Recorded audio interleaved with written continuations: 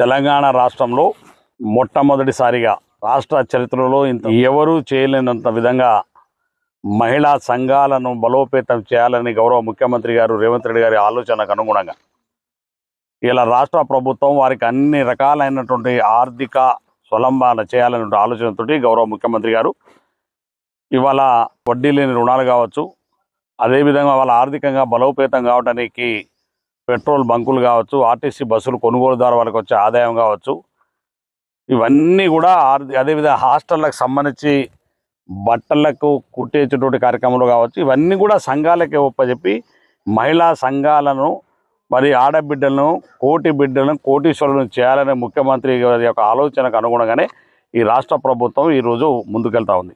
అందులో భాగంగానే తెలంగాణ రాష్ట్రం మొత్తం కూడా గతంలో మహిళా సంఘాలు ఎక్కడ కూర్చోవాలంటే ఏదైనా చెట్టు కిందనే కూర్చోవాలి, లేకపోతే ఏదైనా గ్రామ పంచాయతీ దయచేసి గ్రామ పంచాయతీలో కూర్చోవాలి, లేకపోతే ఆ చెట్ల కింద కూర్చొని వాళ్ళ సంఘాలలో ఎవరింటికాడో కూర్చొని సంఘాలు మీటింగ్ పెట్టేటువంటి పరిస్థితి ఉండే. కానీ ఇవాళ గౌరవ ముఖ్యమంత్రి గారు ఈ సంఘాలకు గౌరవిస్తూ మరి వారి యొక్క సమావేశాలు ఏర్పాటు చేసుకోవడానికి వారికి సొంత భవనాలు రాష్ట్ర వ్యాప్తంగా ప్రతి గ్రామ పంచాయతీకి భవనాన్ని ఇచ్చినటువంటి ఘనత ఈనాడు రేవంత్ రెడ్డి గారిది, కాంగ్రెస్ పార్టీ ప్రభుత్వాన్ని. అందులో భాగంగానే ఇలా దేవరకొండ నియోజకవర్గంలో 231 గ్రామ పంచాయతీలు ఉంటే ఇవాళ 149 సంఘాలకు సంబంధించి భవనాలను మంజూరు చేసినాం. ఒక్కొక్క భవనం విలువ 10 లక్షల రూపాయలతో నిర్మాణం చేయబోతున్నాం. మిగతా వాటిని కూడా ఇవ్వబోతున్నాం. కాకపోతే స్థలాలు దొరకక ప్రతిపాదనలు కొంత ఇబ్బంది అవుతున్న సందర్భంలో ఆగినాయి.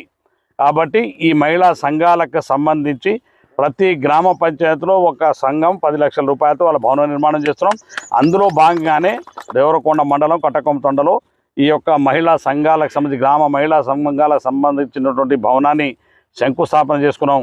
149 సంఘాల కట్టిన 231 గ్రామ పంచాయతీలు ఈ భవనాన్ని తప్పకుండా నిర్మించబోతున్నాం. అందుకనే మరొకసారి మా మహిళా సంఘాల అక్కా చెల్లెళ్ళందరికీ కూడా శుభాకాంక్షలు తెలుస్తాం. మీ అందరికీ ఒక దగ్గర కూర్చొని మంచి భవనంలో మరి మీ సమావేశాలు ఏర్పాటు చేసుకొని మీ కార్యక్రమాలు నడుపుకోవడానికి ఈ కార్యక్రమాన్ని ఏర్పాటు చేసాం.